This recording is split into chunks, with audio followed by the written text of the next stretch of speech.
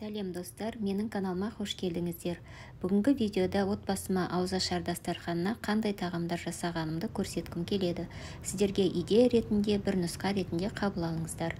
Сонымен бұл жерде екі түрлі салат, ет қосылған чебуреки, KFC рецепті бойынша тауық қанаттары, пайдалы десерт, бұл десерттің рецепті каналымда бар, және ыстық тағамға мадьярша суп гуляш дайындаймыз. Алдымен тауықтың қанаттарын маринаттаймыз. Ол үшін тұз, ашты бұрыш, паприка, зімбір ұнтағы және қара бұрыш қажет. Сонымен бірге 1 ас қасық терияки соусы, 1,5 ас қасық зәйтүн майы, 200 грамм су және қуыру үшін ұн қажет болады. Тауық қанаттары менде 450 грамм. Оны жақсылап тазалап жуып, артық терілерін алып тастаймыз.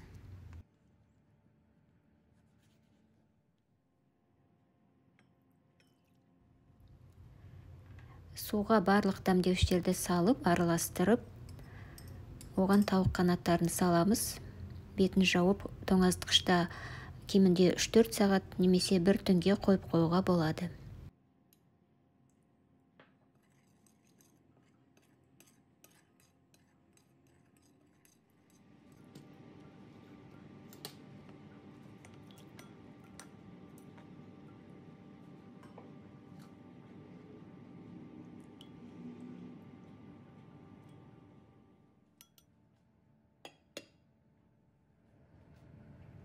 Енді чебурекидің қамырын жасау үшін ұнға 1 жұмыртқаның ағын және 1 ас қасық сұйық май құямыз.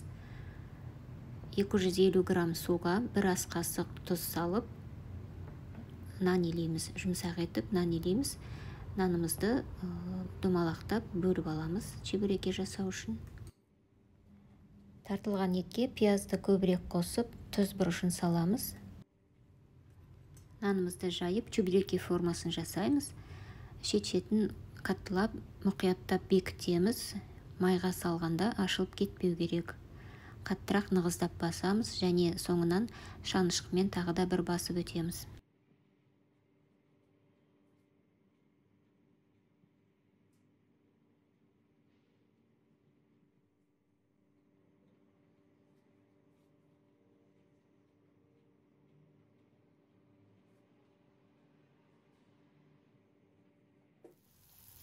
Қызып тұрған майға салып, екі жағынан сәл ғана қызартып, қуырып аламыз.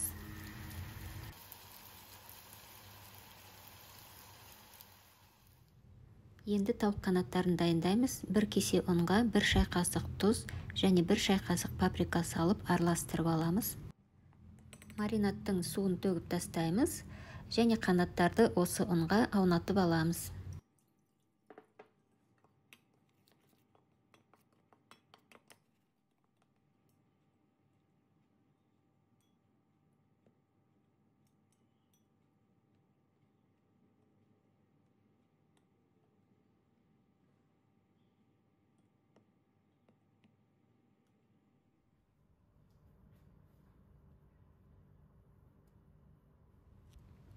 Енді тауық қанаттарын дұршылаққа салып аламыз. Артық ұндарын қағып түсіріп тастаймыз. Үлкенірек кастрөлге салқын су құйып дайындап қоямыз.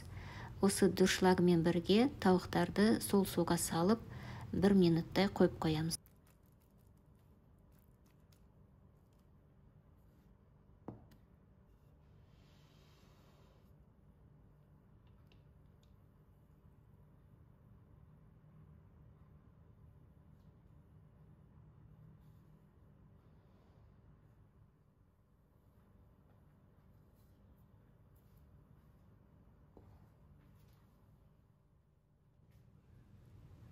Судан шығарып алып, суын сәл сорғытып, жаңағы ұнға қайтадан аунатамыз.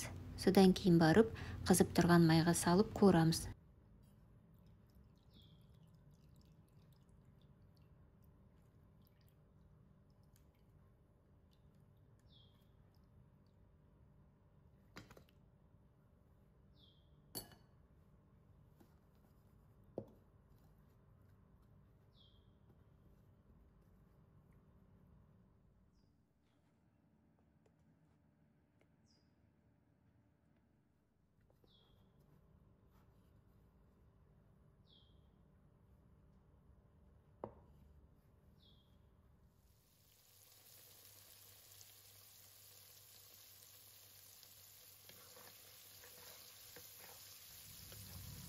Қызып тұрған майға салып қуырамыз. Шамамен 10-12 минутта піседі. Осылай араластырып тұру керек, бір-біріне жабыс қалмау үшін.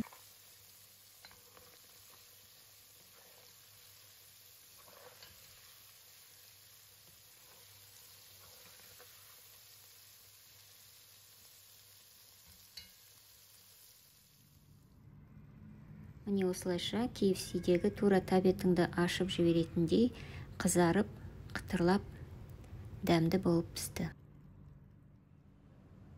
Енді оңай әрі жеңіл салат жасау үшін 2 қызылша, 100 грамм грек жаңғағы, 100 грамм кептірілген қара өрік және 70 грамм жүгері дәндері қажет. Бәрін турап араластырып, 1 ас қасық сұйық май және 1 ас қасық бал қосамыз. Салат дайын. Екінші салатқа қияр, қызанақ, салат жапырақтары, тұздалған ірімшік, зәйтүн дәндері және жүгері дәндері қажет. Бұл салатқа сұйық май, тұз және бұрыш қосып араластырамыз. Енді ыстық тағамға суп гуляш жасай бастаймыз. Оған жарты килограмм сиыр еті, 3 пияз, 5 орташа картоп, 1 болгар бұрышы, 1,5 ас қасық томат пастасы, паприка, кориандр, ашты бұрыш, қара бұрыш және тұз қажет болады. Алдымен етті ірі етіп турап қуырамыз. Гуляш тағамында ең бастысы бұл ет. Ет көп болу қажет және оны өте ұзақ уақыт бұқтырады. Кемінде 2-3 сағат бұқтырады етті, сонда ет өте жұмсақ болып, ауызда еритін болады.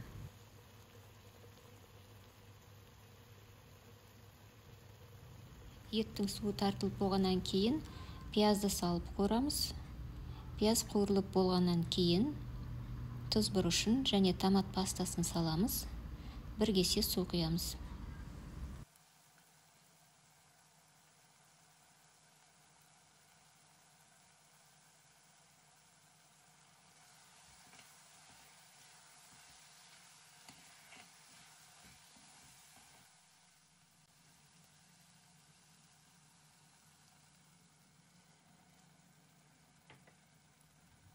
Тағы да 5-10 минут бұқтырып, содан кейін барып 1 литр су қосамыз.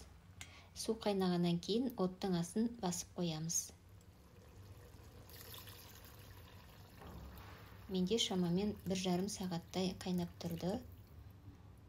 Ет әбден жұмсарып пісті. Енді тәтті бұрышпен картопты саламыз. Және картопымыз әбден жұмсарып піскенше баяу отта қойып қоямыз.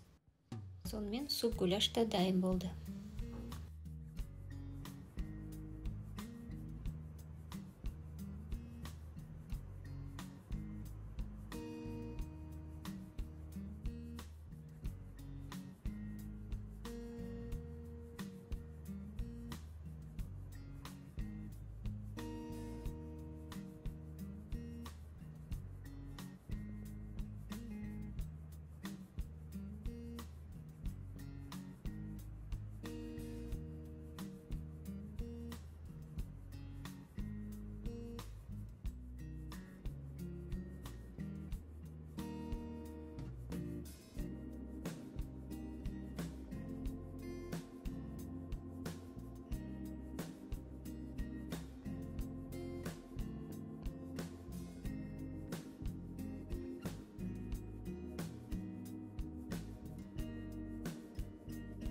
Егер видео ұнаса, лайк қойыңыздар. Сұрақтарыңыз болса, комментарий жазыңыздар. Менің каналыма тіркелулеріңізді сұраймын.